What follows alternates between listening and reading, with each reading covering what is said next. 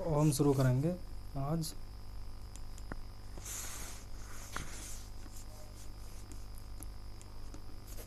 हम शुरू करेंगे आपका HCS का सी सेट पेपर समझो 2023 वाला करेंगे हम। तो शुरुआत करते हैं फर्स्ट क्वेश्चन से। ये study the following graph and answer the questions given below it. अच्छा जी, ये है ग्राफ। क्वेश्चन क्या पूछा है? क्वेश्चन है इनका approximately how much % more plastic was used than iron for packaging food items. ये पूछ रहे कितनी प्लास्टिक ज़्यादा यूज होती है आयरन से for packaging food items only. अच्छा, फूड के लिए कौन सा है? फूड के लिए ये डार्क वाला, और ये जो वैसे है वाइट वाला ये है बेवरेजेस के लिए। तो हमें क्या पूछा? सिर्फ फूड के लिए। तो हम प्लास्टिक का पूछा है, प्लास्टिक के लिए फूड का कितना, तो हम लिख लेंगे प्लास्टिक का जो फूड के लिए है वो है 38.8। ठीक है जी, ये समझ आया भाई? प्लास्टिक के लिए ये सॉरी हाँ। अच्छा, पूछा किसके कंपेयर से करना है? आयरन से। आयरन का फूड के लिए कितना है? आयरन का है आपका 11.4। अब ये पूछा मेरे से कि हाउ मच % मोर पूछा, मतलब कितना ज़्यादा। तो ज़्यादा के लिए कैसे निकालते हैं? सब्ट्रैक्ट कर दूंगा मैं इसमें से इसको, प्लास्टिक में से इसको सब्ट्रैक्ट करूँगा तो कितना आएगा?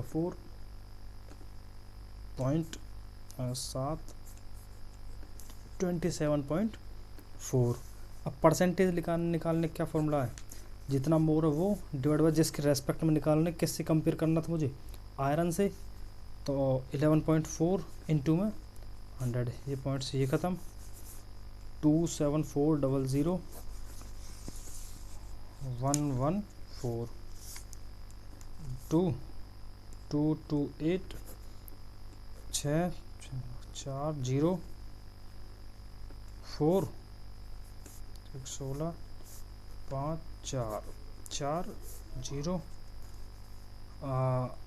ना जाने की 0.0, तो कितना हो गया अप्रॉक्सीमेटली?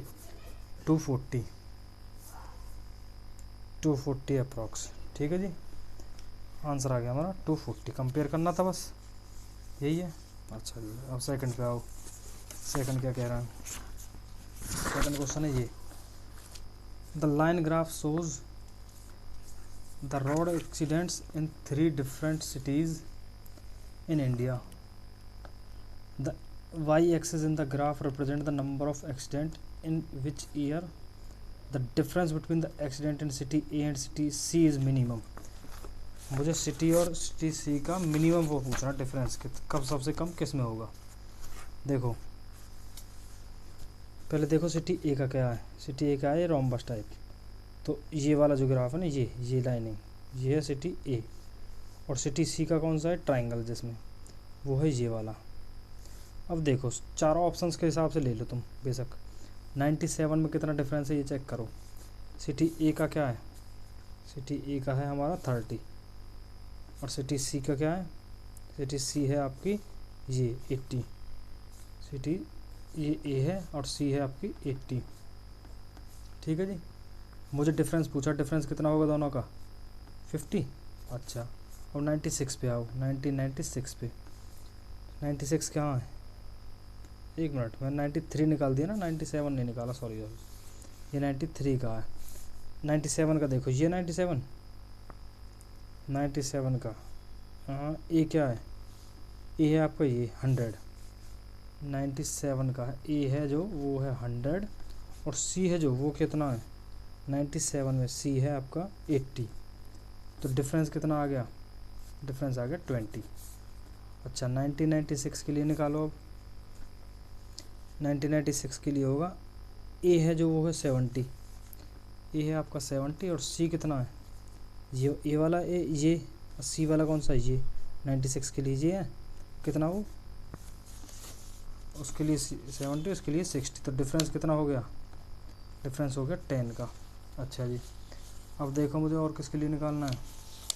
और निकालना मुझे 95 के लिए। 95 के लिए निकालना है। 95 का देखो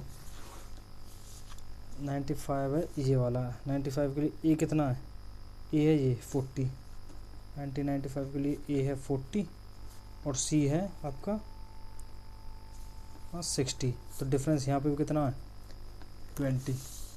अब 1994 के लिए निकाल लो, ए कितना है, ए है आपका 60 और सी है आपका ए 60 और सी है 40 यहाँ पे भी, तो डिफरेंस कितना है 20। पूछा क्या था मुझे, डिफरेंस मिनिमम हो, मिनिमम किस में आ रहा, 20 कम है 10 या 20, तो सबसे कम 96 में आ रहा, कम 10, तो आंसर बी। समझ गए। अब थर्ड पे आओ, थर्ड क्या कह रहा है, थर्ड क्वेश्चन पे आते हैं। थर्ड कह रहा जी आपका कि देखो there are 8 patients in an hospital, the average weight of 7 lightest patients is 45 kg, total कितने हैं 8 और लाइटेस्ट 7 है जो उनका एवरेज है 47, एवरेज वेट ऑफ 7 हैवीएस्ट, जो हैवीएस्ट 7 है उनका है 52, the difference between the weight of heaviest and lightest patient.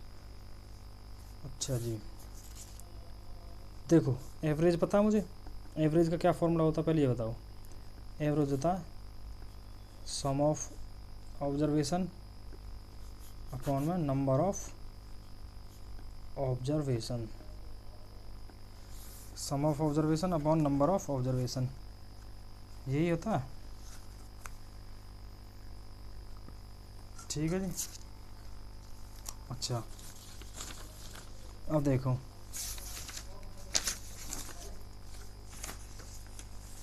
हाँ ये तो हमारा फॉर्मूला है, ठीक है। देखो यहाँ पे करते हैं नेक्स्ट पेज पे,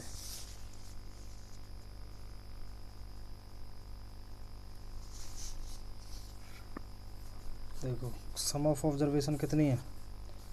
हाँ अब देखो पहले मैंने मान लिया 8 पेशेंट कौन कौन से, फर्स्ट इसका वेट ज़्यादा सेकंड से, इसका ज़्यादा थर्ड से, इसका फोर्थ से, इसका फिफ्थ से, ये सिक्स्थ से और ये सेवन्थ से और ये एट्थ से। ठीक है जी, ये मैंने अपनी मर्ज़ी से मान लिया कि 8 पेशेंट से जिनका ऐसे ऐसे वेट है।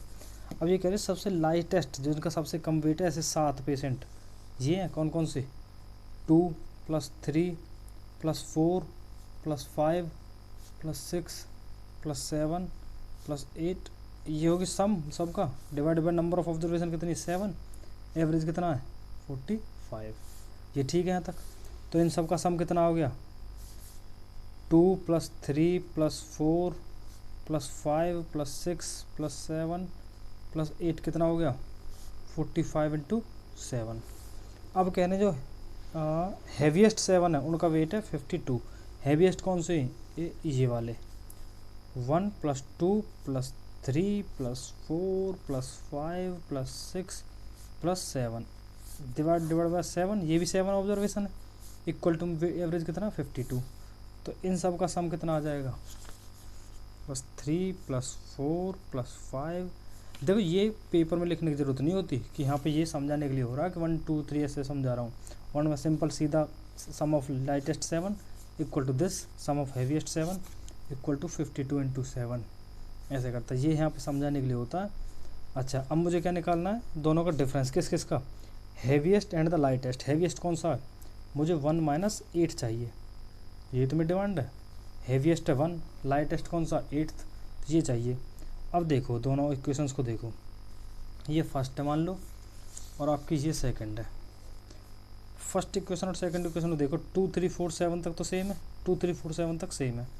अगर मैं ये कर दूं इक्वेशन सेकंड माइनस में इक्वेशन फर्स्ट, तो 2 से 2 ख़त्म ऊपर, इसमें ये 2 ये ख़त्म, इसमें से इसको घटाएंगे ये ख़त्म, इसमें से इसको घटाएंगे ये ख़त्म, इसमें से इसको घटाएंगे ये और ये, यहाँ से क्या बचेगा 1, यहाँ से क्या बचेगा ऊपर से सिर्फ 8 - 8 इक्वल टू -45 × 7। ठीक है जी। 7 कॉमन लिया, 52 माइनस 45। ये यहाँ पे मल्टीप्लिकेशन की कोई ज़रूरत नहीं थी, वरना कि मतलब करने को कर सकते हो पर फिर कॉम्प्लिकेटेड हो जाएगा कहीं तुम्हारे लिए ज़्यादा, बस कोई दिक्कत नहीं इतनी।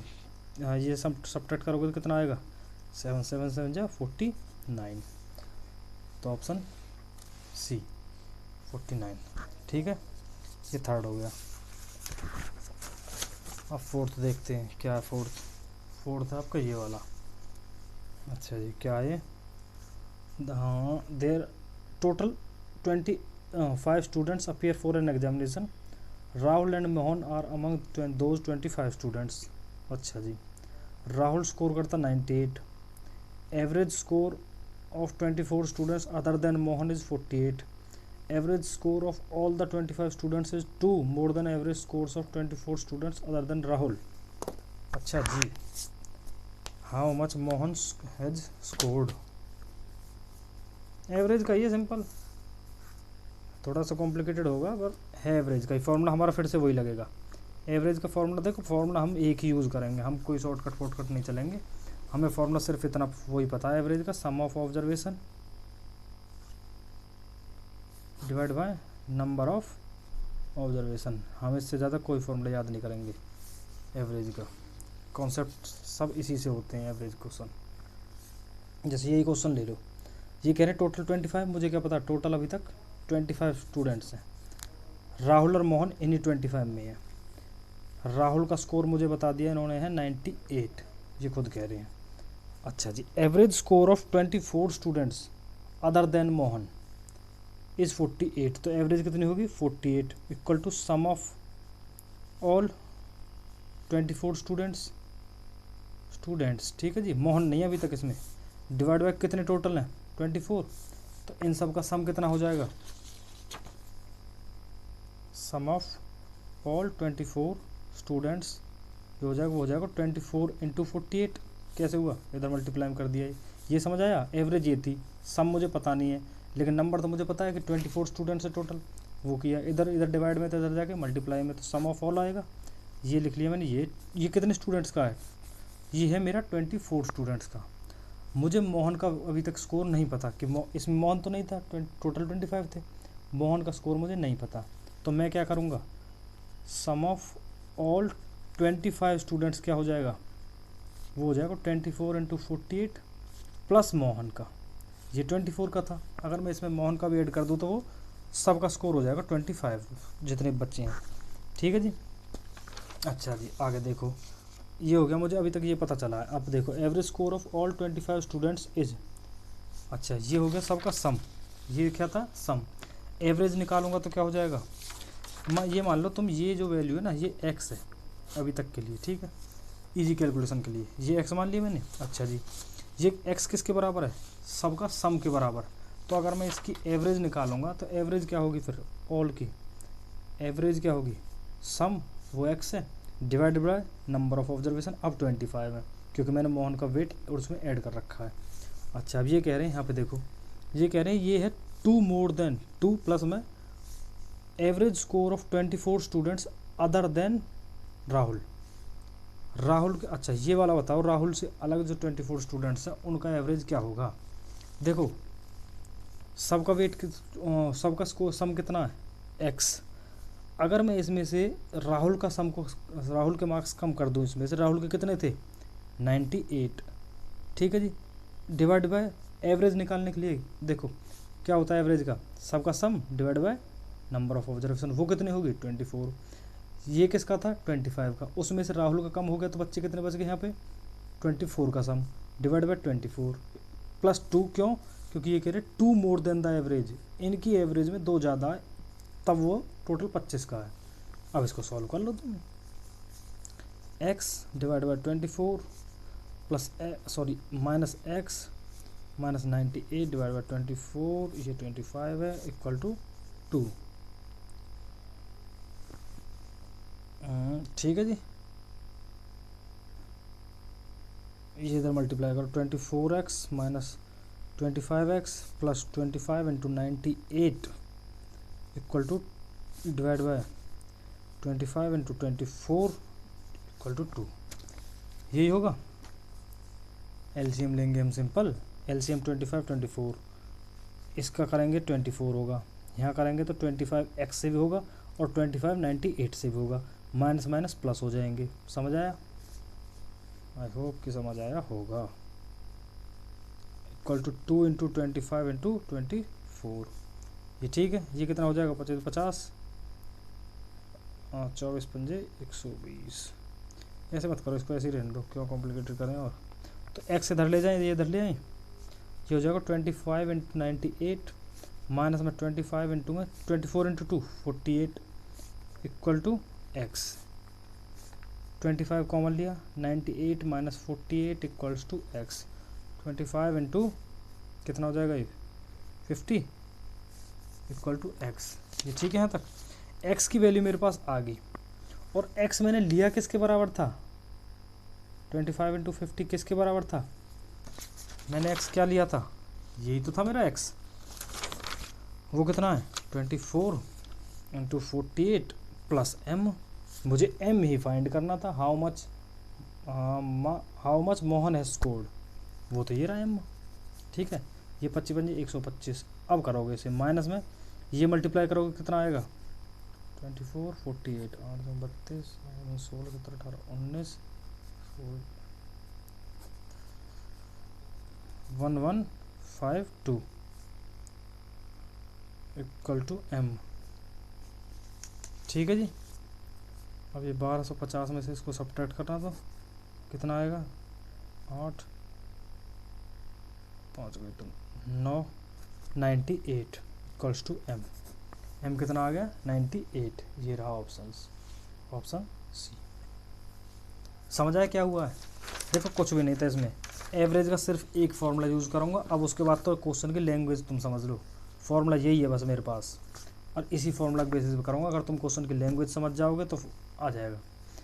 एवरेज का वही formula, sum of observation divide by number of observation. देखो मुझे पता ये कह रहे हैं कि एवरेज थी टोटल अभी तक कहाँ पे 24 स्टूडेंट्स की है 48, इसमें अभी तक मोहन ऐड नहीं है, तो 48 average, sum of all observation divide by 24, सबका सम निकाला, वो ये आ गया। अभी तक इसमें मोहन की ऐड नहीं थी, मोहन की मैंने ऐड कर दी, तो वो किसका सम आ गया टोटल, वो मैंने एक्स के बराबर ले लिया। वो किसका हो गया? 25 स्टूडेंट्स का, क्योंकि ये 24 का था और उसमें मोहन का भी ऐड कर दिया, तो 25 स्टूडेंट्स का हो गया। उसके बाद मुझे बोल रखा है कि जो एवरेज क्या होती है? सबका सम, जो मैंने एक्स माना था, डिवाइड बाय 25, क्योंकि 25 स्टूडेंट्स का लिया एक्स, वो 2 मोर है किससे? 24 का जो एवरेज था उसमें कौन नहीं था? राहुल। तो 25 का सम था, ये था, उसमें से राहुल का मैंने कम किए, ये आ गया 24 का, डिवाइड बाय 24 करेंगे तो 24 का एवरेज हो गया। अब इसको क्रॉस मल्टीप्लाई करके सॉल्व किया, एक्स की वैल्यू आई, एक्स की वैल्यू मैंने किसके बराबर डाल दी? जो मैंने खुद ने लेट की थी, उसको सॉल्व किया, एम की वैल्यू आ गई। फॉर्मूला वही है, बस क्वेश्चन की लैंग्वेज है उसके बाद तो। अब तुम यही क्वेश्चन शॉर्टकट वगैरह यूज़ करके करते तो शायद कॉम्प्लिकेटेड हो जाता तुम्हारे लिए और ज़्यादा, क्योंकि शॉर्टकट्स में यही दिक्कत होती है बस, इसलिए कॉन्सेप्ट से करोगे तो ईजी होगा। अब ये देखो फिफ्थ वाला, the parents have M number of children, ये भी एवरेज का है। The average of age of father mother and M children is 20। अब देखो ये फादर है, ये मदर है, और एम चिल्ड्रन है इसके, तो टोटल कितने हो गए? ये एम प्लस 2 हो गए, एम बच्चे, एक मदर एक फादर, एम प्लस 2 हो गए। अच्छा, इनका एवरेज दे रखा मुझे 20। फिर से वही एवरेज का formula, 20 equals to sum of all divide by M plus 2। अच्छा जी, फादर इज़ 48 ईयर्स ओल्ड। अच्छा, अब यहाँ से इसको कर लो इधर मल्टीप्लाई में, M plus 2 equal to sum of all, ये आ गया मुझे सबका सम। फादर इन्होंने बोल दिया 48 है। Average age of mother and M children is 16। अच्छा, एवरेज है 16। अब देखो इसमें से सम ऑफ किसका? M children plus mother divide by किसके बराबर होगा? M plus 1। एम प्लस 1 क्यों होगा यहाँ पे? भाई एम तो बच्चे थे और एक माँ थी, अब इस बार फादर तो नहीं बोला इन्होंने 16, तो सम ऑफ इनका कितना सम आ जाएगा? Sum of M children plus mother कितना हो जाएगा? 16 इंटू एम प्लस 1, यही होगा। अब मुझे ये बताओ, ये किसका सम है? सारे बच्चों का प्लस में मदर का, और ये किसका सम था? सबका, सारे बच्चों का भी, मदर का भी और फादर का भी। देखो यहाँ लिख लो M mother father plus children, ठीक है जी। और यहाँ पे क्या है, ये चिल्ड्रन प्लस मदर सिर्फ, ये 16 m+1 के इक्वल, ठीक है जी। अब मुझे ये बताओ, अगर मैं इसमें चाइल्ड प्लस मदर में यहाँ पे ये ऐड कर दूँ दोनों साइड फादर का, तो ये वाली इक्वेशन और ये वाली इक्वेशन बराबर हो जाएगी। समझ आई क्या कर रहा हूँ मैं? देखो यहाँ पे मैं सिर्फ इतना चेंज कर रहा हूँ, जैसे मुझे यहाँ पे, या फिर तुम ये करो मदर प्लस चाइल्ड, देखो ये है 20 m+2 equal to mother plus child plus father का वेट कितना गिवन है 48, इस 48 को यहाँ पे डाल दो, ठीक है। देखो 20 m+2 mother plus child plus 48, क्यों 48, क्यों फादर का वेट मुझे 48 गिवन है। अच्छा, अब मुझे यहाँ से पता था इस वाली से मदर प्लस चाइल्ड किसके इक्वल है 16 m+1, तो 20 m+40 equal to 16 m+16 plus 48। 16 m+1 तो ये था और ये 48 यही वाला है।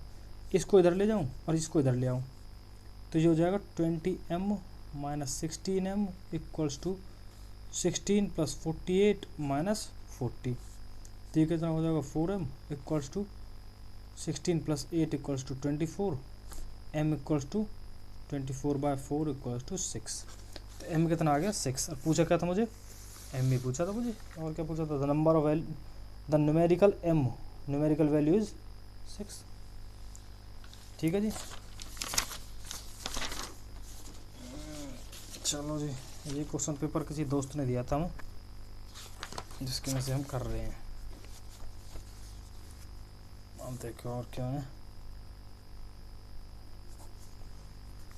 अब ये वाला देखते हैं, सिक्स्थ वाला, सिक्स्थ को देखते हैं। सिक्स्थ क्या है, A's twice as old as B and C is thrice, A जो है वो है ट्वाइस ऑफ बी और सी ए जो है वो है थ्राइस ऑफ ए। अच्छा जी, age is 2 year less than the average age of all 3।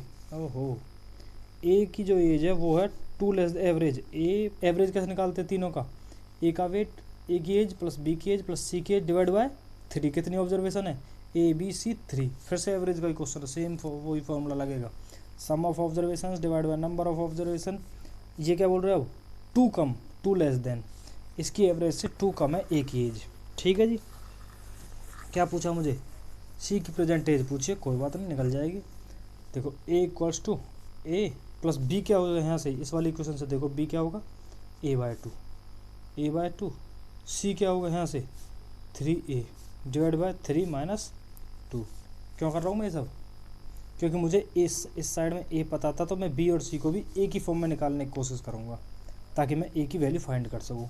अब देखो ए इक्वल्स टू ये इसका इस वाले पार्ट को करो, इसका एलसीएम लोगे तो क्या होगा 2, ये कितना हो जाएगा 4a, ये सही तो होगा। ये देखो यहाँ से लिखो पहले से, a equals to 4a plus a/2 divide by 3 - 2, यही होगा। अब तो ठीक है, अब तो समझ आएगा। a इक्वल्स टू, अब इसका एलसीएम लूँगा मैं 2 ऊपर वाले का सिर्फ, 2 8a plus a divide by 3 - 2, तो a equals to 9a divide by 2 × 3 - 2, इससे ये 3, तो ये क्या हो जाएगा, इस 2 को इधर ले आऊँ और a को इधर ले जाऊँ, 2 इक्वल्स टू 3a/2 - a, तो ये हो जाएगा a/2, तो a इक्वल्स टू 2 × 2 4, ये आया मेरे a की वैल्यू। अब ये देखो, ये पूछा क्या था मुझे, c की प्रेजेंट एज, c की एज क्या थी, c की एज थी 3a, तो c इक्वल टू 3 × a 4 12, तो ये आ जाएगी 12, 9 नहीं आएगा इसका, 12 आएगा, ठीक है। 7th देखते हैं अब। 12 years ago the age of father was 3 times the age of daughter। 12 years ago मैंने मान लिया प्रेजेंट एज है फादर की f, डॉटर की है d। 12 years ago क्या हो जाएगी, इसमें से 12 कम होगा।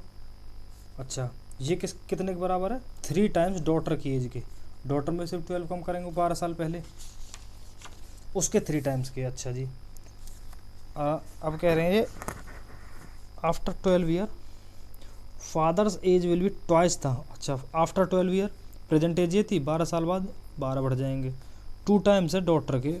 ये लो, the ratio of present age is. अच्छा ये, हाँ तो सिंपल उसमें ये तो सीधा वो है। देखो ये क्या हो जाएगा, 3D माइनस 36, 2D प्लस 24, इसमें से इसको सब्ट्रैक्ट कर दो, जब या फिर किसी में से किसी को कर दो, ये सब्ट्रैक्ट कर लो, फर्स्ट में से सेकंड को मैं सब्ट्रैक्ट कर रहा हूँ। This minus this 0, -12 minus 24 equals to 3D minus 2D D minus 36 minus 24 minus 24 -24 से -24, तो D इक्वल्स टू 36। D 36 आ गया। इस D को कहीं पे भी पुट कर लो, F की वैल्यू फाइंड कर लो, जैसे कि F plus 12 equals to 36 into 2 into 36 plus 24, 72 plus 24 कितना हो जाएगा, F प्लस 12 के इक्वल है। F कितना हो जाएगा, 72 प्लस 24 माइनस 12, ये कितना हो जाएगा 84। F हो गया 84, F की वैल्यू आ गई 84। इसमें सॉल्व करके पूछा क्या मुझे, फादर और उसकी रेशियो, सिर्फ father upon daughter, father 84 daughter 36, तो कितना हो जाएगा 12 12 7, 7/3, 7/3 आंसर है। ये रहा ऑप्शन डी। समझ आया कुछ क्या हुआ ये ऐसे जी। ये और कौन सा, अब करते हैं हम 8th वाला। 8th देखते हैं, 8th क्या कह रहा है। 8th है, a mother has decided to sum and product the ages of her children Ishan and Anushka. The sum and product of their ages is 18 and 56 respectively. Solution of which quadratic equation gives the possible ages of Ishan and Anushka. अच्छा जी, quadratic, अरे यार ये तो वही है। देखो कोई भी क्वाड्रेटिक इक्वेशन है, इसका सिंपल एक ही रूल होता है। देखो ax² plus bx plus c equal to 0 है, तो सम ऑफ रूट्स जो होगा वो क्या होता है -b/a। प्रोडक्ट ऑफ रूट्स क्या होता है c/a के इक्वल। अब तुम इसमें से कोई सी भी इक्वेशन ले लो, ये क्या कह रहे हैं, सम कितना है 18, तो ये 18 के इक्वल है, और प्रोडक्ट कितना है, प्रोडक्ट बोल रहे 56, ये 50। अब इनमें से ऐसी इक्वेशंस देख लो जिसके ये डालने पे ये बराबर आ रहे हो। पहली इक्वेशन देखो, सम ऑफ रूट्स कितना -b/a, इसमें b क्या होगा, इस वाली इक्वेशन में a में होगा b माइनस का 56, तो क्या ये 56 इसके बराबर होगा, नहीं है, यहाँ पे तो 18 आना चाहिए। देखो a तो क्या हो गया हमारी इक्वेशन में, इनमें सब में a क्या होता है x² का कोफिशिएंट, x² का कोफिशिएंट तो हर बार 1 है, तो इसको तो भूल जाओ, ख़त्म। माइनस का b/1 इक्वल टू 18, तो b कितना आ गया, b तो सिंपल यहाँ से माइनस का 18 हो गया, ठीक है। और यहाँ से c/1 इक्वल टू 56, c हो गया हमारा सीधा से 56, ये दो हो गए।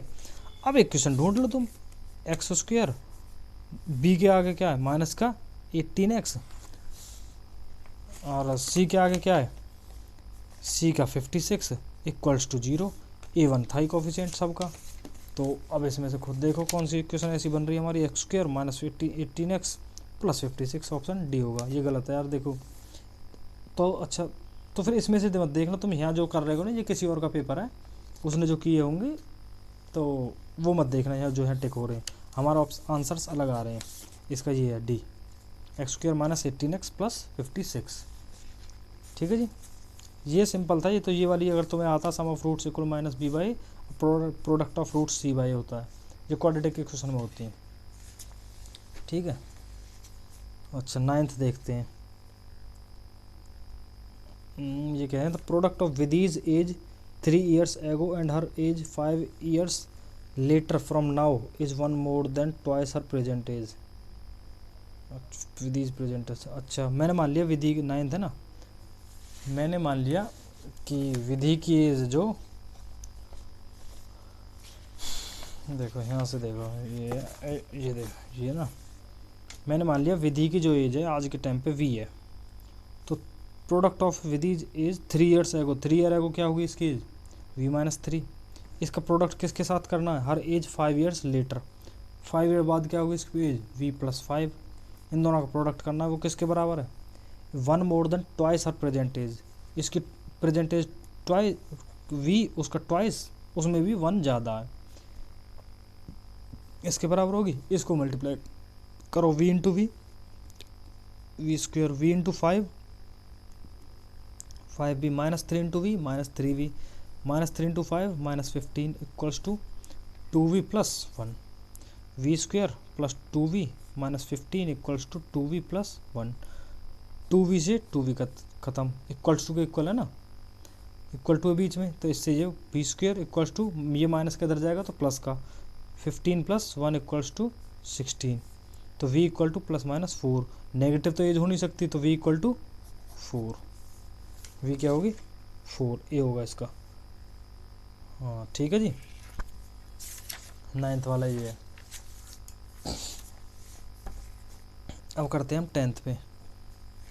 10th क्या है, 10th है x is a% more than y।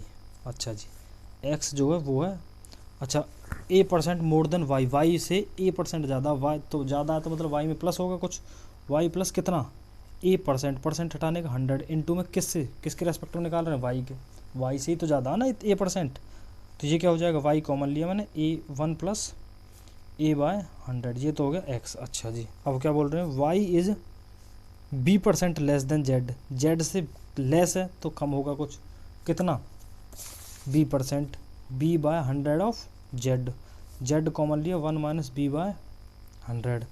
अच्छा जी, x greater than 0, y greater than 0, z greater than 0 and z x greater than z, x greater than z। अब देखो मुझे ये यहाँ से आएगा रिलेशन बताना मुझे a और b में, रिलेशन आएगा यहीं से, क्यों x और z में रिलेशन है मुझे कि x मेरा ग्रेटर देन है z, लेकिन मेरा यहाँ पर रिलेशन किस में, y में, x और y z में, तो मैं इस y को एलिमिनेट करूँ यहाँ से, x equals to y times है, y की वैल्यू क्या है z इंटू 1 - b/100, ये तो हो गया y मेरा यहाँ से, जो ये मैंने यहाँ डाला है, y के साथ ये भी तो मल्टीप्लाई में था 1 + a/100। आया समझ में क्या हो रहा है, x equals to y times this था और y की वैल्यू ये है, y को मैंने ये डाल दिया और ये मल्टीप्लाई में पहले से ही था, यहाँ तक ठीक है जी। अब देखो x ग्रेटर देन z है, ये मेरी x की वैल्यू है, x इक्वल टू दिस, ये ग्रेटर होगी किससे, z से, z से ग्रेटर होगी, तो ये देखो 1 - b/100 this into 1 + a/100 greater than z, यहाँ पे भी z था और यहाँ पे भी z है, तो ये इधर मल्टीप्लाई में तो इधर जाके डिवाइड में तो z/z, ठीक है जी। अब इसको मल्टीप्लाई करो, 1 × 1 1 -b × 1 -b/100, अब 1 इंटू प्लस a/100 -ab/100 का स्क्वायर ग्रेटर देन z/z 1। ये मल्टीप्लिकेशन सही समझ में क्या हुआ है, इसको इससे भी मल्टीप्लाई करेंगे 1 आएगा, इसको इससे करेंगे ये आएगा, इसको इससे करेंगे ये आएगा, इसको इससे करेंगे ये है, ग्रेटर देन 1, 1 से 1 ख़त्म, ठीक है जी। अच्छा जी, तो ये क्या हो गया a/100 ग्रेटर देन, दोनों को माइनस वालों को इधर ले जाऊँ, b/100 प्लस ab/100 का स्क्वायर, ठीक है जी। 100 को कॉमन ले लूँ, सब में से ख़त्म कर दूँ, 100 100 100 कटेगा यहाँ से, तो a greater than b plus ab/100, यहाँ से 100 ख़त्म हुआ, एक तो बचा हुआ है, a greater than b common लिया 1 + a/100, ठीक है जी। अच्छा a ग्रेटर देन b, इसका एलसीएम लोगे तो 100 प्लस a, यही होगा 100 प्लस a/100, इस 100 को इधर ले जाओ, 100a greater than b into 100 plus a। अब देखो जैसा कोई रिलेशन आ रहा कहीं, 100a लेस देन है यहाँ पे, 100a greater than b, 100 - a नहीं हमारा प्लस आ रहा है, तो 100A greater than B 100+A, तो ऑप्शन सी। समझ आया क्या हुआ? सिंपल कैलकुलेशन थी बस, इसमें तो क्रॉस मल्टीप्लाई करना आना चाहिए बस।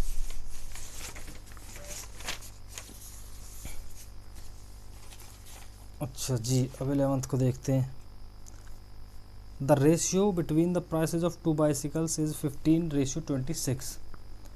If the price of first vehicle is increase by 10% and that of second by 550, the ratio between their prices becomes इतना। अच्छा जी, देखो what were their initial prices. अच्छा देखो, मैंने मान लिया एक का प्राइस था, रेशियो क्या उन दोनों की, ए और बी की रेशियो है 15/26, ठीक है।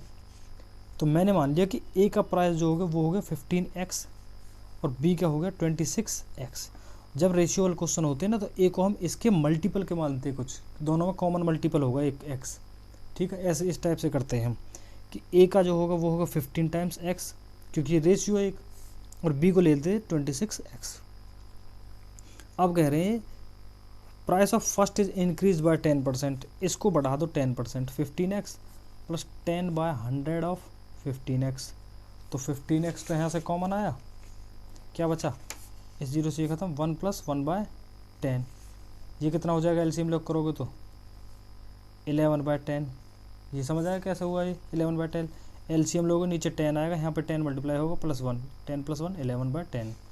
ये हो गया मेरा किसका, इंक्रीज्ड प्राइस न्यू का। नेक्स्ट में कह रहे हैं सेकंड वाले को 550 बढ़ा है प्राइस, तो ये हो जाएगा, सेकंड वाला हो जाएगा 26x + 550, ठीक है जी। ये फर्स्ट का, ये सेकंड का प्राइस। अब कह रहे हैं जो दोनों की रेशियो है वो होगी मेरी 13:22। तो देखो दोनों की रेशियो निकाल लो। एक फर्स्ट के क्या है, फर्स्ट क्या आया था मेरा 15x × 11/10 divide by 26x + 550 equals to 13/22। यही तो हुआ है, ठीक है जी। अब देखो 5 × 5 दूनी 5 से कट रहा है, तो ये तो ऐसे ले लो, तो ये हो जाएगा। अब देखो ये इधर मल्टीप्लाई करूँ, क्रॉस मल्टीप्लाई, ये इधर कर दो, तो ये हो जाएगा 33x × में 22 डिवाइड बाय 2, 11 × 33, x का x, नीचे 2 था, 22 इधर मल्टीप्लाई जाएगा, इक्वल्स टू में 13 × में 26x + 550, 2 से 11, ठीक है जी, सही है। 33x × में 11 इक्वल्स टू 13 26x + 550, ठीक है जी। अच्छा थोड़ी कैलकुलेशन बढ़िया आएगी और कुछ नहीं है, वरना होगा ये ऐसे ही। देखो मल्टीप्लाई कर लेते हैं हम इसको, 33 × 11 को 33 × 11 कर लो, 3333 363x इक्वल्स टू 13 × में 26 कर लो, 26 × 13, 8 3 7 6 2 338x प्लस 13 × 550। देखो ये इसके साथ मल्टीप्लाई किया, ये आ गया, इसको इसके साथ भी तो मल्टीप्लाई करेंगे, ब्रैकेट है क्योंकि, तो क्या हो जाएगा ये 363x - 338x इक्वल्स टू 13 × 550। इसमें से उसको सब्ट्रैक्ट करो तो 13 में कट गए तो 5, 4 में 3 गए तो 1, 15x इक्वल्स टू 13 × में 550, ठीक है जी। तो अच्छा जी 15x आ गया। अब मुझे बताओ 15x किसकी वैल्यू थी मेरी इनिशियली, 15x मेरी पहले व्हीकल की यही तो वैल्यू थी 15x। तो इसको मल्टीप्लाई करो 15 × 13 थे, 5 × 15, 5 × 16, 5 और 5, 5 और 5 11, 7 715, 5 × 15 16, 5 5 5 11, 7150 15x, ये 1 मिनट रुकना, 13 में 8 के 5 और 5 में 3 के 2, सॉरी ये 25 आएगा। हाँ हाँ हाँ, तो ये हो जाएगा 13 इंटू में 55/25 एक्स की वैल्यू। अरे यार नेक्स्ट पेज पे करते हैं। यहाँ पे देखो यहाँ तक ये दिख रहा है क्या हो रहा है। ये देखो यहाँ पे आया 363 minus 338x equals to this. तो इन दोनों का सब्ट्रैक्ट करोगे तो ये आएगा 25x इक्वल्स टू 13 इंटू में 550। तो x आ जाएगा 13 इंटू में 550 डिवाइड बाय 25। 5 से 5 11, 5 से 22। x equals to 13 into 22। ये हो जाएगा 13 इंटू 22, 6 2 6 2 6 8 286। ये आ गई मेरी x की वैल्यू अभी तक। अब मुझे निकालना क्या था, दोनों की वैल्यू। एक है 15x और एक है 26x। किसी को भी निकाल लो पहले। मैंने 15 से मल्टीप्लाई कर देता हूँ। 6 5 30, 5 8 40 43, 10 4 14, 6 8 2 0 9 4290 4290। ए की वैल्यू कितनी आएगी 4290। यहाँ पे देखेंगे तो 4290 किस में आ रही है, सिर्फ बी में। तो ऑप्शन बी। तुम चाहो तो इसको भी 26 को मल्टीप्लाई कर सकते हो। कुल मिला के इसमें हमने किया क्या है, देखो मैंने 2 रेशियो पता थी मुझे, यहाँ आओ 2 रेशियो पता थी। मैंने एक को मान लिया उसके एक मल्टीपल के कुछ एक्स से मल्टीप्लाई कर दिया, बी को एस से। ये कह रहे हैं इसमें 10% इंक्रीज हुआ, वो आ गया मेरे ये वाला पार्ट। ये दूसरे वाले में 550 ऐड हुआ। इन दोनों का सिंपल मैंने रेशियो निकाला, उसको 13/12 ये इसके बराबर मुझे गिवन है 13/22। क्रॉस मल्टीप्लाई किया, क्रॉस मल्टीप्लाई करके आंसर आ गया एक्स की वैल्यू सिंपल।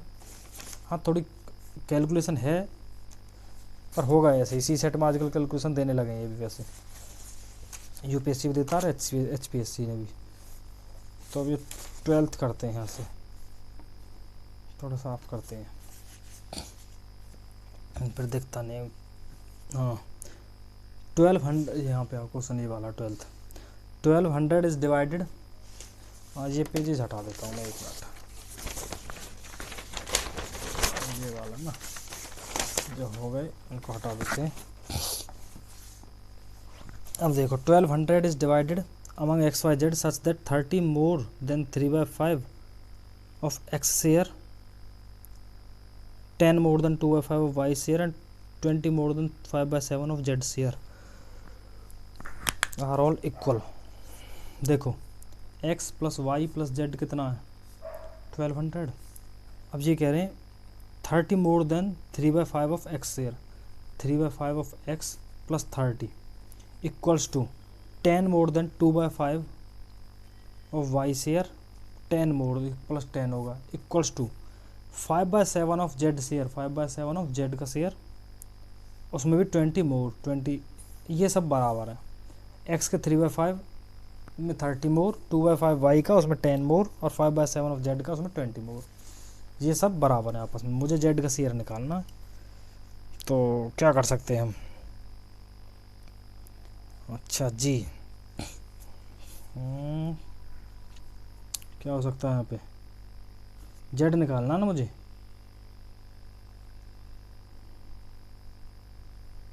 चलो करते हैं फिर, कुछ तो आएगा ही। देखो x plus y plus z मेरा ये 1200 मतलब पता है मुझे। तो इससे इन दोनों को दो पहले, 2/5 वाई इक्वल्स टू में, देखो 2/5 वाई इक्वल्स टू में 5/7 जेड प्लस 20 माइनस 10। कौन सा 10, ये वाला इधर गया है। 5/7 जेड प्लस 10, तो वाई इक्वल्स टू, ये इधर डिवाइड में इधर जाके मल्टीप्लाई में, ये इधर मल्टीप्लाई इधर जाके डिवाइड में, 5/2 5/7 जेड प्लस 10, तो हो जाएगा 25/14 जेड प्लस 25। ये ठीक है जी, ये मल्टीप्लिकेशन कर लोगे, 5 × 5 25, 7 दूनी 14, जेड है ही। इसको इससे करोगे डिवाइड बाई 2 करोगे तो 25। ठीक है, तो ये मेरी वाई की वैल्यू आ गई अभी तक। ऐसे ही अब इसको और इसको लो, 3/5x plus 30 equals to 5/7 z plus 20। तो 3/5x equals to 5/7 z plus 20 minus 30 equals to 5/7 z minus 10। ये माइनस 30 कहाँ से आया, इधर प्लस था, इधर जाके माइनस, ये इधर डिवाइड में 5 इधर जाके मल्टीप्लाई में, ये 3 मल्टीप्लाई में इधर जाके डिवाइड में, तो x हो जाएगा 5/3 5/7 z माइनस 10। ये करोगे तो 25/21 z माइनस 50/3। ये x आ गया, ये y आ गया, ठीक है, दोनों z की टर्म में आ गए।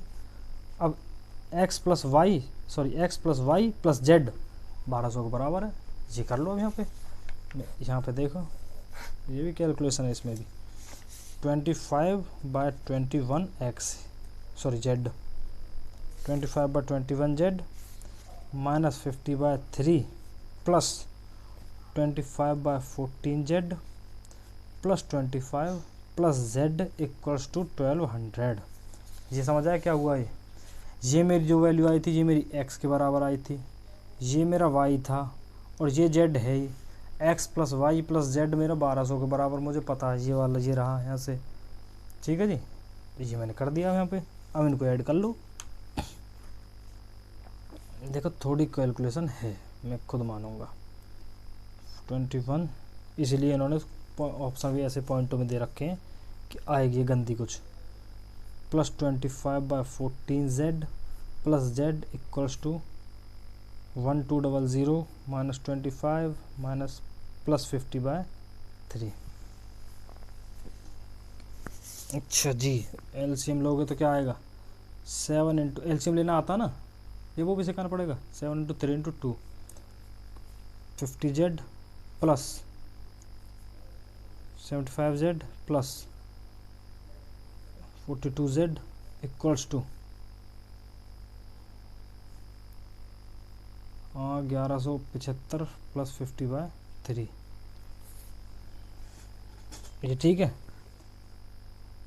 125 प्लस ये 42, ये प्लस कर लोगे तुम यार, ये इसमें कुछ मुझे समझाने लायक कुछ नहीं है। 7 into 3 into 2 equals to 1175 plus 50/3।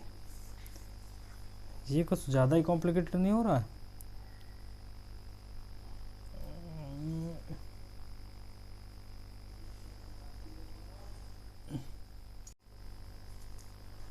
ये क्या, इसको 1175 into 3, 1175 into 3, 5 15 21 22 3 4 5 3 plus 50 5 7 5 3 3575 divide by 3, ये आएगा। ये एलसीएम देख करोगे ना इसको, तो ये इतना बनेगा, दिस इंटू 3 प्लस 5 3575। अच्छा जी, तो जेड कितना हो जाएगा? 3575 इंटू में 7 into 3 into 2 divide by 3 into 167, 3 से 3 ख़त्म। ये करोगे तुम सॉल्व, 3575 इंटू 14 डिवाइड बाई 167। यार कैलकुलेशन है इसमें भी और ज़्यादा ही है। और 3575 इंटू 14 डिवाइड बाई 167, इतना कॉम्प्लिकेटेड दे रहे हैं ये। 7 5 20 7 4 30 23 14। हालांकि ये वही क्वेश्चन होते 0 5 10 5 167 से इसको करोगे। अब इंटू 2 करना, 2 करोगे तो 14 13 3 6 6 166 1665 और मुझे डिवाइड करना है 167 से, तो अप्रॉक्स 9 पे जाएगा। 63, क्योंकि 2 ही कम, कुछ ही कम हो रहा बस 5। तो सर 9 से 54 60 15 2 6 162 ये आ रहा था, फिर से 9 पे जाएगा, तो ये अप्रॉक्स 299 आएगा ये वाला। यार कॉम्प्लेक्स था थोड़ा सा, कैलकुलेशन थी इसमें, अच्छे क्वेश्चन कह सकता हूँ इसको, कि ये ही क्वेश्चन थोड़ा सा टाइम वेस्ट वाले होते हैं, इनको लास्ट में करते हैं इसलिए, क्योंकि ये वरना थोड़ी सी गंदी कैलकुलेशन आ रही है इसमें। कोई नहीं, और बहुत क्वेश्चन है। देखो ये वाला देखो, Ram and Shyam together has 285। If 2/3 of money with Ram is equal to 3/5 of money of Shyam. अच्छा जी, राम प्लस श्याम कितना है 285, और 2/3 जो राम की है वो किसके इक्वल है 3/5 ऑफ श्याम के। तो हमें किसकी, राम की फाइंड करनी है। तो शाम की कितनी हो जाएगी, शाम इक्वल्स टू, इसको इधर मल्टीप्लाई करो, इसको डिवाइड करो तो 2 × 5 डिवाइड बाई 3 × 3 ऑफ राम, तो 10/9 राम श्याम की होगी। अब ये श्याम की है, इसमें राम ऐड कर दूँ, राम प्लस में श्याम की कितनी होगी 10/9 राम इक्वल्स टू 285। एलसीएम लिख करोगे 9 + 10 19 आर इक्वल्स टू 285।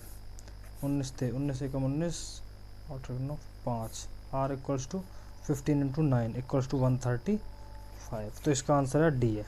समझ आया क्या हुआ था इसमें, राम प्लस श्याम 285 के माना मुझे, और 2/3 जो राम के वो है 3/5 ऑफ श्याम।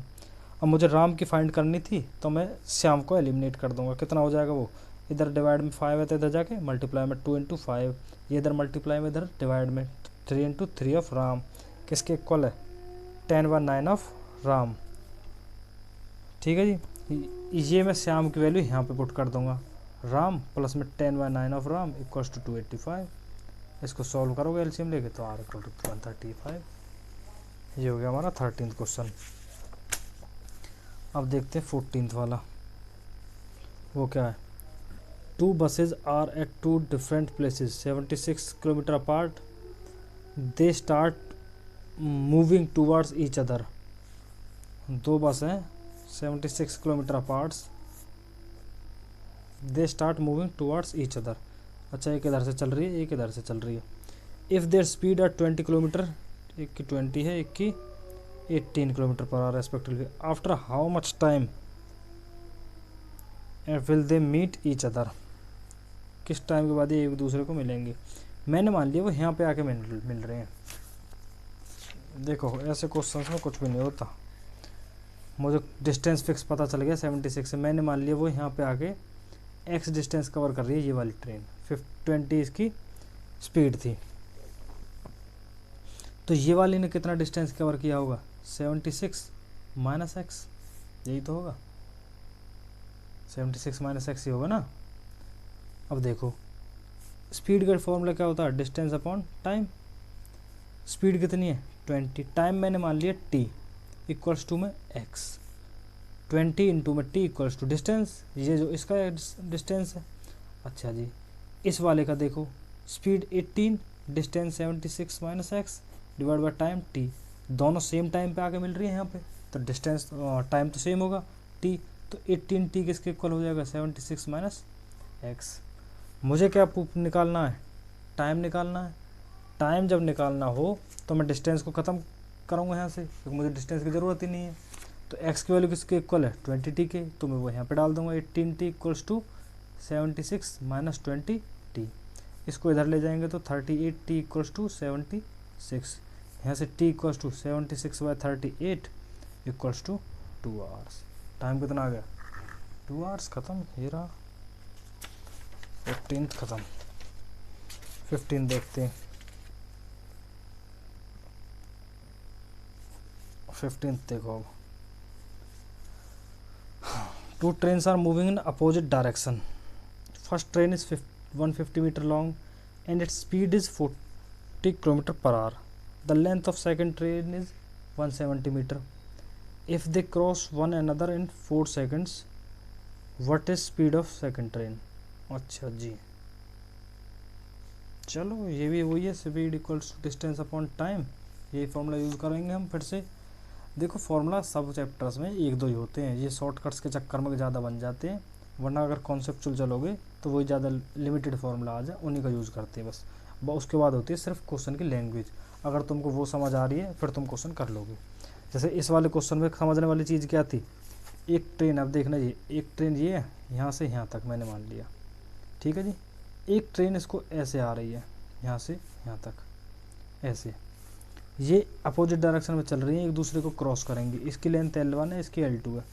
जब ये यहाँ से चल रही होगी मान लो ये वाली ट्रेन इसको क्रॉस करे, ये यहाँ से चलती हुई कहाँ तक, इसका पीछे वाला पार्ट यहाँ पे होगा, आगे ऐसे, तो इसने यहाँ से यहाँ पहुँच गई, ये कितना डिस्टेंस कवर किया, ये L1 है, तो यहाँ से यहाँ तक का डिस्टेंस कवर किया है इस वाले पार्ट ने, आगे वाले पॉइंट ने, यहाँ से यहाँ पहुँच गया, तो डिस्टेंस कितना हो गया L1 + L2। तो यही देखना होता है कि जब ट्रेन एक दूसरे को क्रॉस कर रही हो तो जो डिस्टेंस होता है वो दोनों ट्रेन्स की खुद की लेंथ का सम होता है सिर्फ, बस यहाँ पे ये जानना था और कुछ नहीं है इस क्वेश्चन में वरना, कि भाई जब ये पॉइंट यहाँ से इसका डिस्टेंस तो कवर करेगा ही करेगा, कुछ वो अपना खुद का, पूरी ट्रेन तो जब ही क्रॉस होगी ना जब वो इसका लास्ट वाला पॉइंट भी इसको क्रॉस कर जाएगा, यहाँ पहुँच जाएगा, तो कितना डिस्टेंस क्या हो गया, अपनी खुद की लेंथ कवर की उसने और दूसरी वाले की। बस जी, अब यहाँ पे क्वेश्चन पे आ जाओ। अब देखो, अच्छा जी, अब ये बताओ, वैसे इसका ना ये होता है, देखो जब ट्रेन एक दूसरे को सामने से क्रॉस कर रही हों तो स्पीड जो होती है ना वो सम हो जाती है, सम ट्रेन क्रॉसिंग ईच अदर, या फिर ये लिख दूँ कि अपोजिट डायरेक्शन में चल रही हूँ, ठीक है, तो उनका सम हो जाता है। और जब ट्रेन पैरेलल चल रही हो, सेम डायरेक्शन हो तो डिफरेंस निकालते हैं हम स्पीड का, ये याद रखना। समझ आ रही है क्या कह रहा हूँ मैं? खुद से इसको देखो, अगर मैं तुम दो बंदे एक डायरेक्शन भागते, जैसे रेस लगती है, एक डायरेक्शन में भागते हैं, एक दूसरे को ओवरटेक करने में टाइम ज़्यादा लेते हैं, तो क्योंकि उनकी रिलेटिव स्पीड जो है वो डिक्रीज़ हो रही है, वो भी इस डायरेक्शन में भाग रहा है, दूसरा वाला भी, लेकिन जब आमने सामने से क्रॉस करते हैं तो बहुत तेज़ी के साथ क्रॉस कर जाते हैं, क्यों, रिलेटिव स्पीड सम हो रहा है, रिलेटिव स्पीड का सम ज़्यादा हो रही है, उसका सम हो गया है, ठीक है, तो ये याद रखना। अब यहाँ पे देखो, ये ट्रेन कैसी डायरेक्शन में थी, अपोजिट डायरेक्शन में, तो दोनों की स्पीड का क्या होगा, सम होगा। डिस्टेंस मैंने बता दिया कितना होगा, ये होगा। टाइम उन्होंने खुद ने बता दिया कि if they cross one another in 4 second, तो टाइम मुझे पता चल गया 4 सेकंड है। डिस्टेंस मुझे पता चल गया 150 एक की लेंथ है, दूसरी की लेंथ है 170, तो टोटल कितनी होगी 320 मीटर। टाइम ये रहा।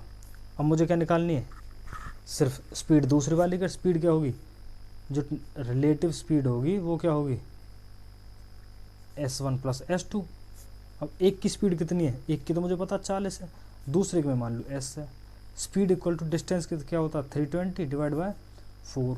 अच्छा, अब एक चीज़ और देखनी है इसमें, जो मेरी स्पीड थी वो है 4 किलोमीटर पर आवर में, ये है मीटर पर सेकंड में, तो इसको भी तो मैं किलोमीटर पर आवर में चेंज करूँगा।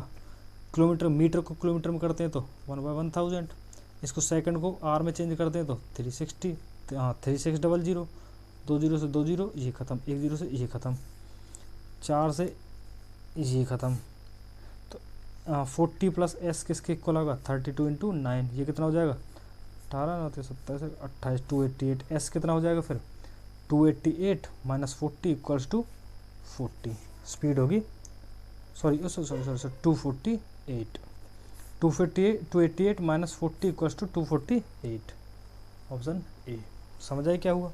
यहाँ पे बस यही देखना था कि अपोजिट डायरेक्शन में तो स्पीड रिलेटिव सेम होगी, उसको इक्वल डाल देंगे, डिस्टेंस जो होता है वो दोनों ट्रेन्स का लेंथ होगा, और टाइम मुझे गिवन ही है, फॉर्मूला मेरा वही simple, speed equal to distance upon time, बस और कुछ नहीं होता इनमें। अब देखते हैं हम 16th वाला। A man covers distance of 1400 km in 80 days, resting 10 hours a day. If he rests 16 hours a day and walk 2.5 speeds the previous speed, okay, फिर से वही speed equal distance upon time, then in how many days will he cover 1000। अच्छा, distance change कर दिया अब, चलो कोई बात नहीं, फॉर्मूला तुमको पता है, speed equal to distance upon time. Speed मुझे निकालनी है, डिस्टेंस मुझे पहले पता है 400 किलोमीटर है, टाइम निकालना है। टाइम क्या होता है, ये देखो 18 डेज तक वो वॉक कर रहा है, ठीक है, 80 डेज तक, और हर दिन वो 10 घंटे रेस्ट कर रहा है, तो का सॉरी तो वॉक कितनी देर कर रहा है दिन में, 24 घंटे का होता है दिन, 10 घंटे रेस्ट कर लिया, 14 आवर्स वॉक कर रहा है वो, कितने दिन तक 80 दिन तक, तो टोटल कितने आवर्स हो गए, टोटल आवर्स कितने हो गए या फिर टाइम 14 इंटू 80। ये समझ आया मैंने क्यों सब्ट्रैक्ट कर रहा हूँ 10। भाई 24 घंटे तो वो नहीं चल रहा है, वो कह रहे 10 घंटे रेस्ट भी कर रहा है वो, तो 14 घंटे ही भगा और 80 डेज तक भग रहा है, ऐसे टोटल इतने आवर्स हो गए।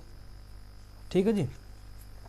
अब देखो यहाँ पे आ जाए हम, यहाँ पे आ जाते हैं। देखो देखो तो टोटल टाइम क्या हो गया, टोटल टाइम 14 आवर्स काम कर रहा, 80 दिन तक चल रहा, तो ये हो जाएगा टाइम इतने आवर्स। डिस्टेंस मुझे बोल रखा है इन्होंने खुद ने 1400 है। ठीक है जी। तो स्पीड क्या हो जाएगी, डिस्टेंस अपॉन 14 इंटू 80 टाइम, 10 से 10 10, तो ये हो जाएगा 10/8। हाँ 10/8 मतलब 5/4 किलोमीटर पर आवर। ठीक है जी, ये होगी मेरी स्पीड।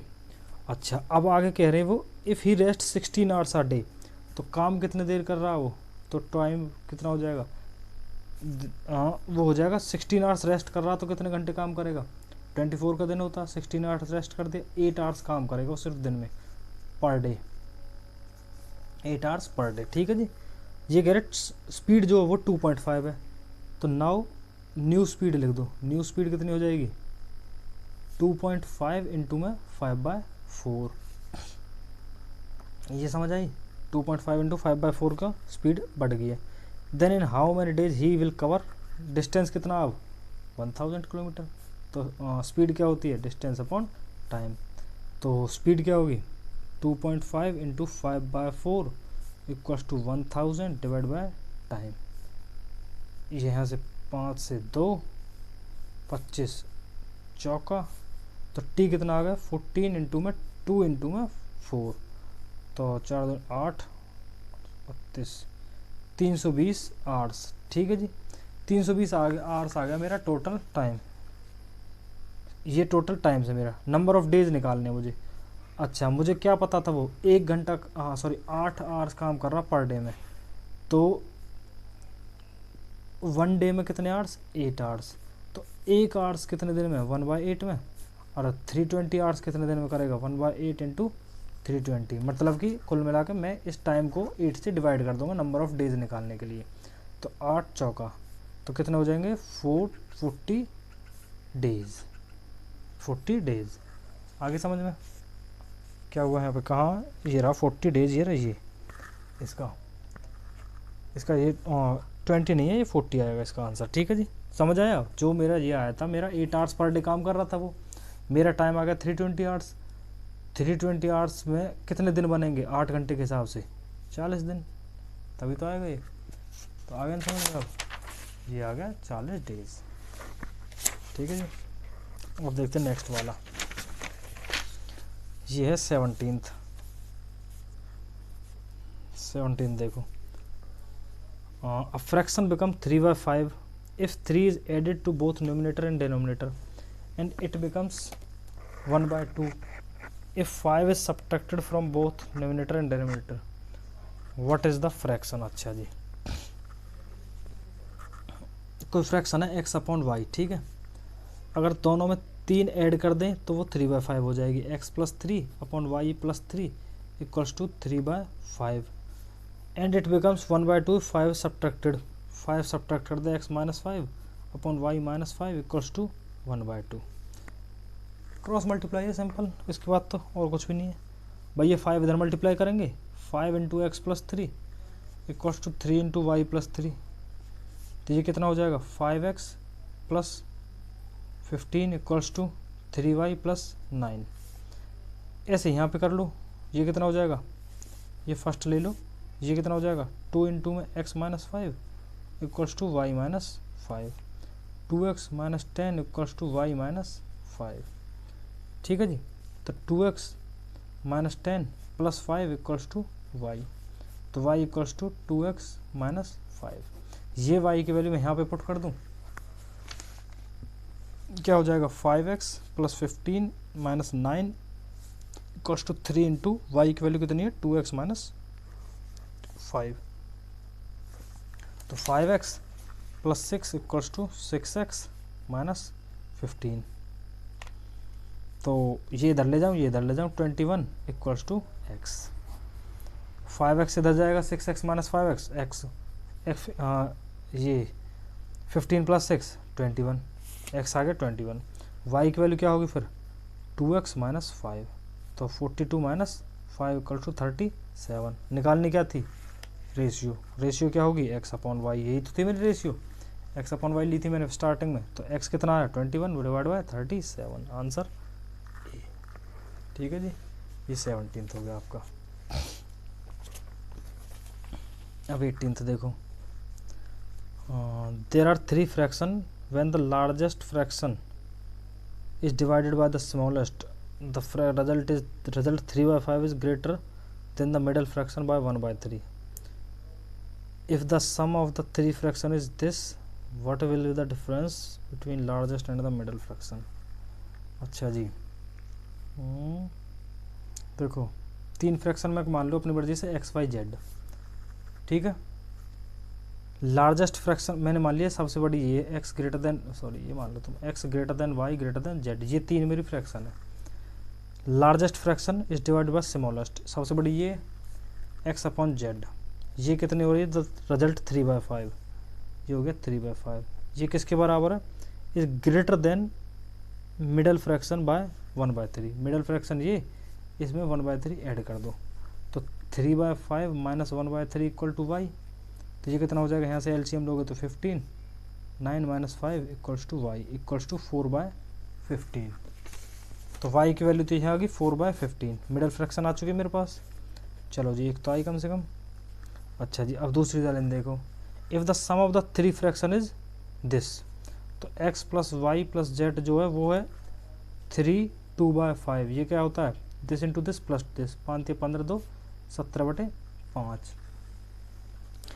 x की वैल्यू कितनी है, x की वैल्यू मुझे क्या निकालनी है, लार्जेस्ट फ्रैक्शन, चलो वो कोई बात नहीं ऐसे ही कर लेते हैं। यहाँ वाली ये देखो, ये x by z equals to 3 by 5 है, x कितना हो जाएगा 3 बाय 5 ऑफ जेड, ये लिख सकता हूँ मैं, ये याद रखना 3 बाय 5 ऑफ जेड। अच्छा जी, या फिर ये ले लो कि z equals to 5 by 3 of x, ठीक है, ये लिख सकता हूँ। इधर इसको क्रॉस मल्टीप्लाई करो तो इधर मल्टीप्लाई में जाएगा, इधर डिवाइड में आएगा 5 बाय 3 ऑफ एक्स, तो x प्लस वाई की वैल्यू तो 4 बाय 15 है ही मेरे पास, प्लस में z की value 5 by 3 of x equals to 17 by 5। यहाँ से देखो, यहाँ से x plus 5 by 3x equals to 17 by 5 minus 4 by 15, ठीक है जी। यहीं पे कर दूँ या नेक्स्ट पेज पे करूँ, चलो यहाँ देख लेते हैं। देखो यहाँ से एलसीएम लो, पहले इसको सॉल्व कर लेते हैं। पहले एलसीएम लिख करोगे 3x plus 5x equals to, यहाँ से एलसीएम लोगे तो 15, 51 माइनस में 4, तो ये हो जाएगा 8x divide by 3 equals to 51 minus 4 से 47 डिवाइड बाई 15, ठीक है, ये हो जाएगा 3 से ये 5, तो x equals to 47 by 40, 47 by 40 हो गया, ये x आ गया। मुझे क्या निकालना था, डिफरेंस निकालना किसका, इसका लार्जेस्ट और मिडल वाले का। लार्जेस्ट कौन सा, यही 47 बाय 40, मिडल वाला क्या है y, वो क्या था, वो 4 बाय 15, तो हो जाएगा 120 एलसीएम। कैसे आया एलसीएम, ये हो जाएगा मेरा 8 इंटू 5 और ये 5 इंटू 3, तो 8 इंटू 3 इंटू 5, हाँ ठीक है। तो ये करोगे तो 47 इंटू 3 माइनस 4 इंटू 8, 47 इंटू 3 7 21 2 3 149 8 चौका 32 divide by 120 equals to 109 by 120, 109 by 120, ये रहा बी। ठीक है जी। क्या किया मैंने, एक्स की वैल्यू फाइंड की, उसमें से मैंने वाई को सब्ट्रैक्ट किया, ये एलसीएम लेके करना सिंपल, एलसीएम लेके किया तो ये आएगा, उसके बाद आंसर ये 109/120 option. One evening while returning from college, 8 friends A, B, C, D, E, F, G, and H went to a rooftop restaurant. They sat around a rectangular table parallel to each other, 4 on each side. 8 friends थे। अच्छा, तो ये total 8 friends हैं, 4 1 2 3 4। अच्छा जी, A's shadow fall on the left of D. A की जो shadow है वो लेफ्ट डी के लेफ्ट में है। अच्छा, C sat between A and B, A और बी के बीच में है सी। दिख रहा ना ये, देखो H is set in the north east direction of A, north east. देखो ये है ईस्ट, ये वेस्ट, ये नॉर्थ, वन इवनिंग है ना, हाँ नॉर्थ, ये साउथ है। अच्छा जी, देखो इवनिंग की बात थी तो पहली बात तो ये याद रखो सन इस साइड डायरेक्शन में होगा, वेस्ट की तरफ। तो जो भी कुछ इस तरह से बैठे होंगे ये ऐसे, तो जो शेडो बनेगी वो इस डायरेक्शन में बनेगी ऐसे, ठीक है। अब देखो, अच्छा और क्या कह रहे हैं, E sat between G and F, G और एफ के बीच में है ई। जी didn't sit directly opposite to B and E didn't sit directly opposite to A, मतलब ए और बी के ये दोनों आमने सामने, ए सी बी। अच्छा देखो, पहला वाला क्या कह रहा है, A shadow fell to the left of D,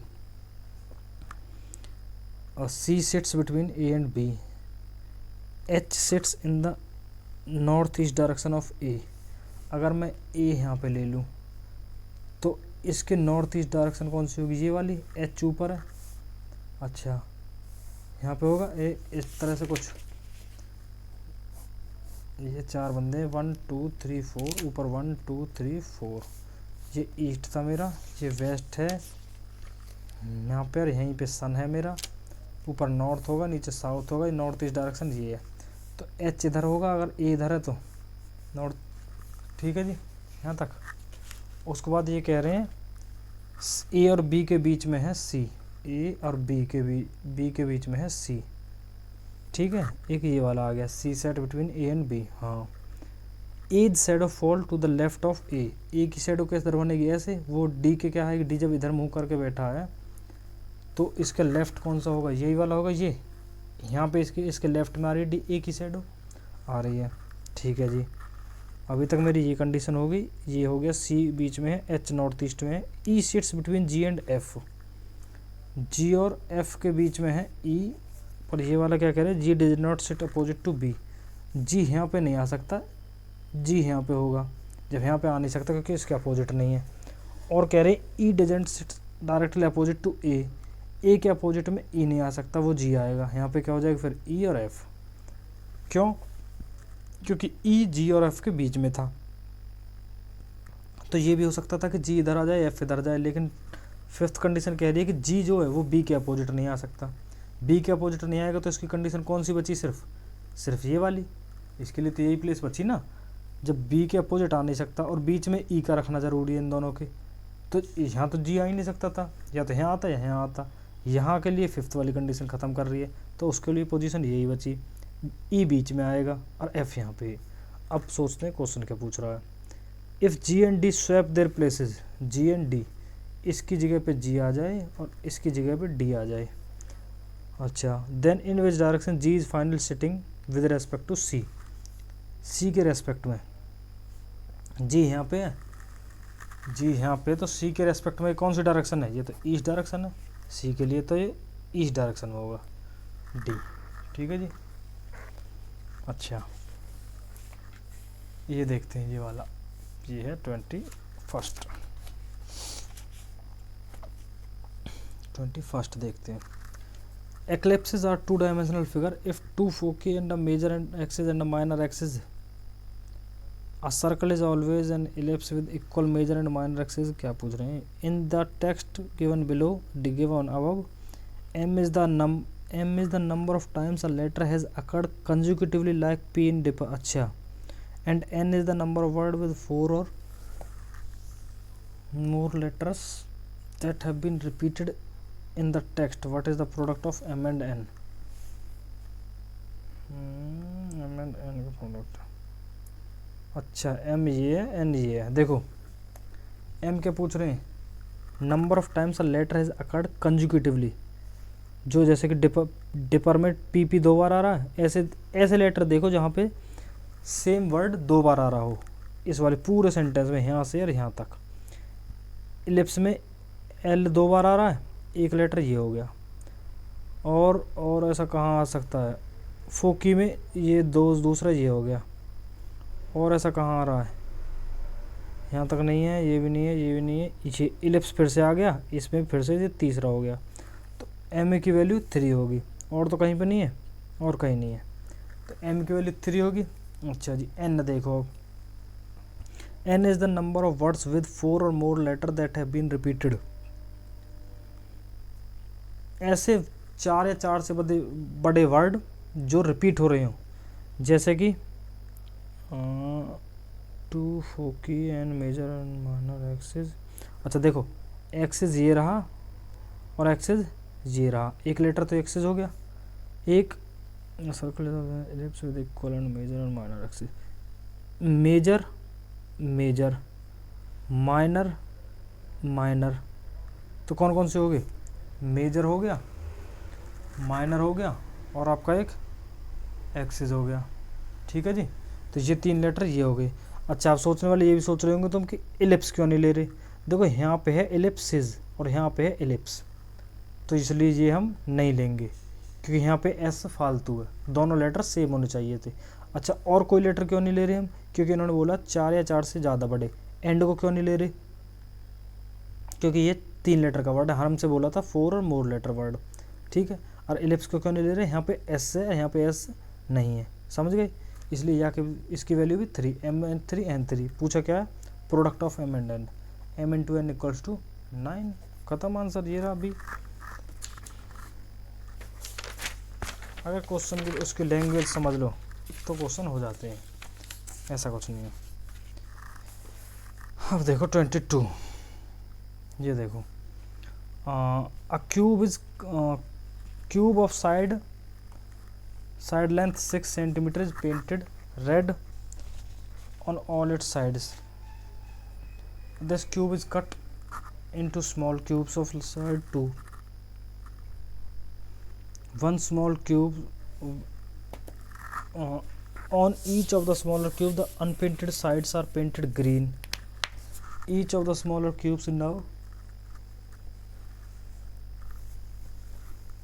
for one small cube subside into one exactly 3 faces on its face colored green.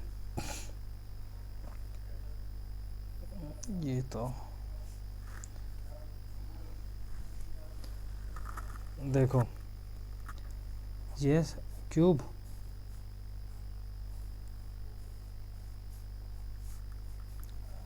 अच्छा जी,